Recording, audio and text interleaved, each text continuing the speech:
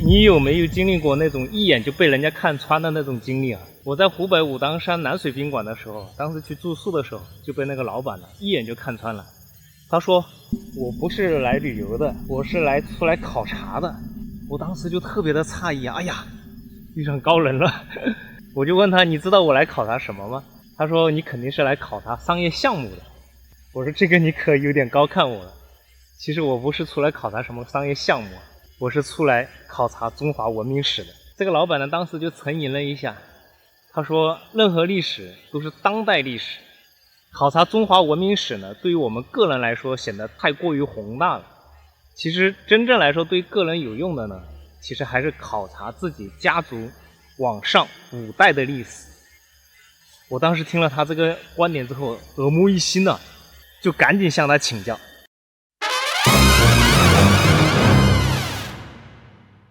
为啥？我辈当中，他在这个社会当中能做到什么官，能做到经商达到什么程度，他这个格局已经都决定了你本身的格局。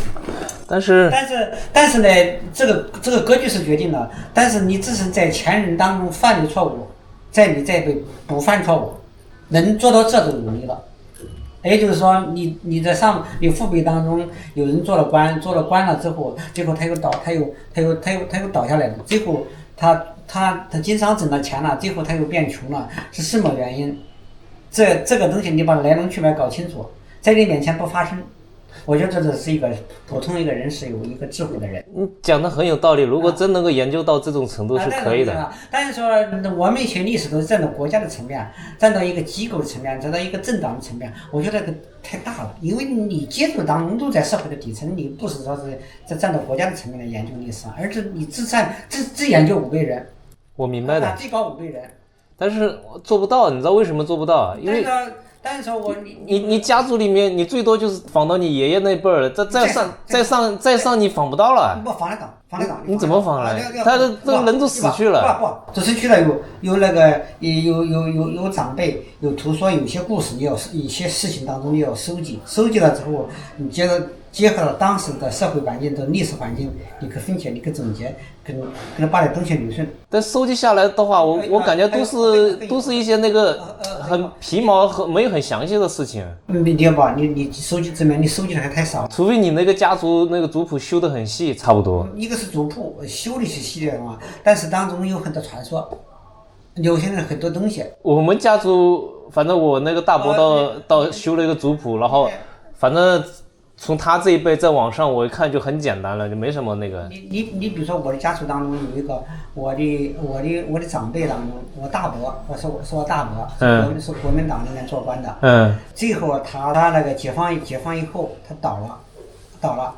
但是呢，后来当中我们这一辈当中，比我年龄比较大，他是跟我同辈的人，他在共产党里面也做官了，最后也倒了。最后他们犯了一个同样的错误。虽然是他在国民政府里面，他最后是共产党里面当中，他们最终都是做到现在的时候已经达到现在的级别，达到正科级级别。最后他们成了平常百姓。但是据我说当中，他们都有一个共同的原因，在拥有权利了之后，他没有按照的规则来行使自己的权利，有很大的随意性，还有很大的主观性。你说的规则是指什么规则？你做出的事情，你不能带情绪化。一定到了一定程度，你一定要依这种规则。但是说你的规则是啥子？你在共产党里面做官，你要遵守共产党的规则；你遵守你在国民党里面做官，你要遵守国民党的规则。你不能说不依据规则，在你拥有权利的时候，你权利的毛就是不受约束的时候，这个是最可怕的。但他同样我那个大伯在国民党里面当中也做到一个乡长。他是什么？他是什么呢？这里面说起来很长，但是他带了一帮人，那有一个人侵犯了我们家属的利益，他气不服，他带了一帮人把他杀了。但是当时没说，这个全国解放以后，杀了那一家人当中是那个都说那也是他后人还在，到了共产党来一直告他。可是我这个凭我平辈当中，我那个哥哥堂哥嘞，他已经达到一个当时当中属于一个镇长、政委书记了。政委书记了当中，他也是为了家属的利益。在家族当中说他们那个子女当中有个家人一个嫂子，一个嫂子跟那个小伙子说不清，在70年代的时候，这个是传他面前了。都有人长辈们都鼓捣说你在当领导，别人欺负你头上来了。他都带了一帮人，把那个人抓起来了。对。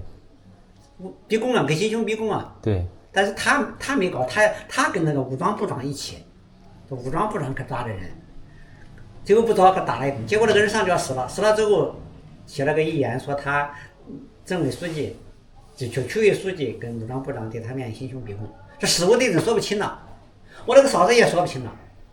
最后那不明不白，你下课，不关给你免了。这同样个说明了问题，你做事要有规有矩，有理有据，要走程序。你特别有权利的时候，一定要有程序，不符合程序的时候你是不能做的。你可能这件事不会出生，早晚会出事情。但是说，假如说我那个堂哥的话，他把我们家族的历史学透的话，他在他做官史册当中可能不会发生这样的情况。哦，你的就意思是可以以史为鉴是吧？对，其实那种东西都其实人类犯的错误都很多是重复的错误。对，但是你从本质上都是一样的东西。但是说西方有个哲学家说过一句话，人类最大的教训是人类没有在历史的教训当中汲取教训。也是应了这句话。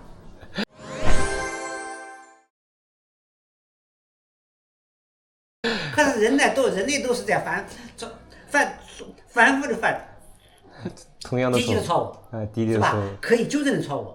可是人类修炼不到那一步，但是人能够修炼到那一步当中不容易。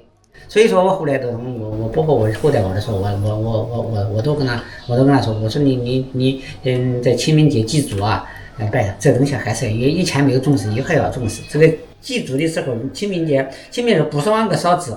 作为我说我是你的长辈，我儿子那一代来当中，我都跟他说，这一过程当中我要参与，讲好我们前辈的讲好我们前辈的故事，讲清我们前辈的事迹，以史为鉴，能够细当中你走好自己的人生，少走弯路就行了，没得必要。你说是你说是要什么大富大贵，可能没有，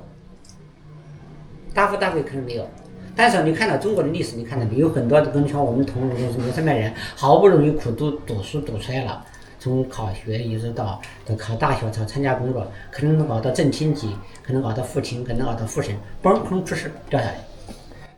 这是中国的普遍现象，很多。我不知道你们相信不？我看中国有很多，我知道，是吧？出身非常贫寒，但是最后好不容易熬出头地了，结果啪掉下来了。有的是经商，有的是从政，这种现象特别多。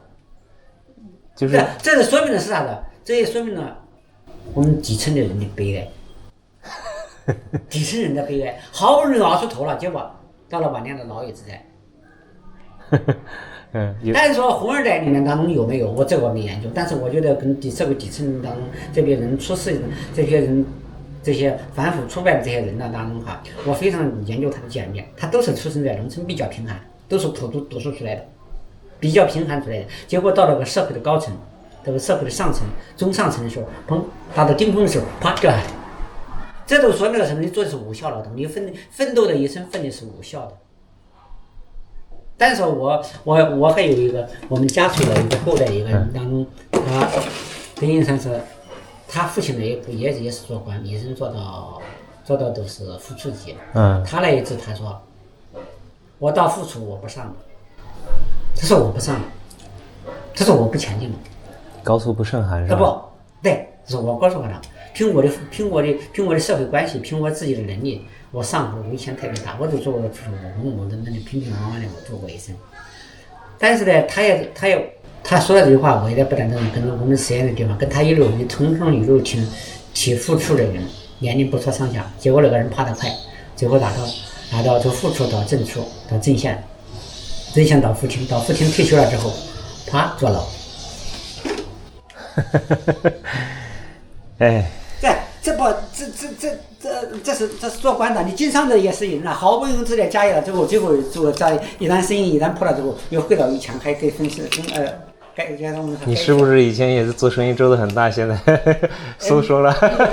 也不是做得很大，但但是我的一生当中，我不管是参加工作也好，做经商也好，我是问咋问答，但是我愿意，因为学文科的嘛，喜欢总结别人的经验教训。那总结不是为了总结而总结，你有需要而总结历史、研究历史的动力是你现实的需要。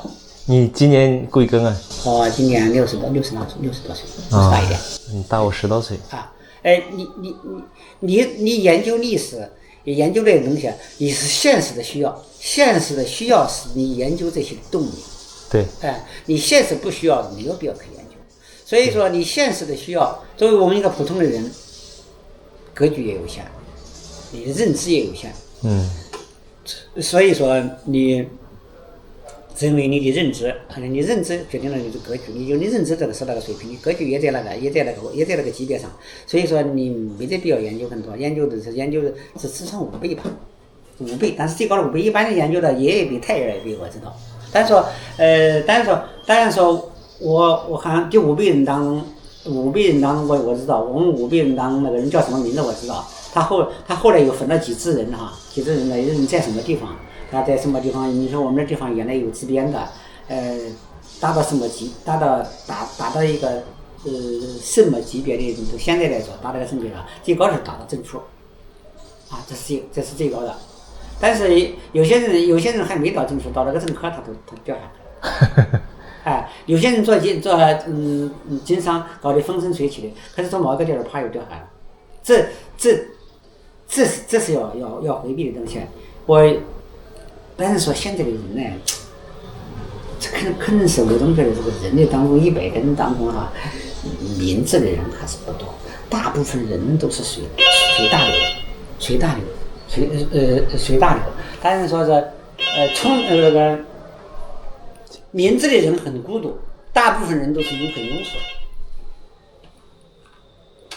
喂，我不知道你们听了老伯这番话有没有启发？我记得我当时听完之后确实是很受启发，特别是对我这样一个奋斗半生的人来说，有些道理呢可能你知道的太晚了，如果能够早个几十年知道，你可能会少走很多弯路，但事实上很多的道理如果早几十年让你知道的话，你未必能听得进去，所以我觉得这就是现代人的问题。就像我出来考察佛教的历史，其实有很多的佛教的历史都是被人家误解的，特别是藏传佛教的历史，有的人是故意黑，有的人是无脑的跟风黑，更多的人是没有自己的独立判断，没有自己的独立思想。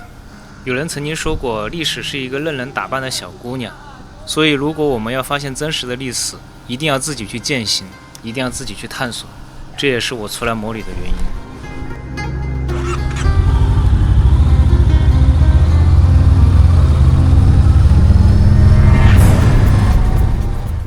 我们终究无法决定真实的历史中发生了什么，但我们永远有能力运用独立思考的力量，吸取历史的教训，并最终改写现实。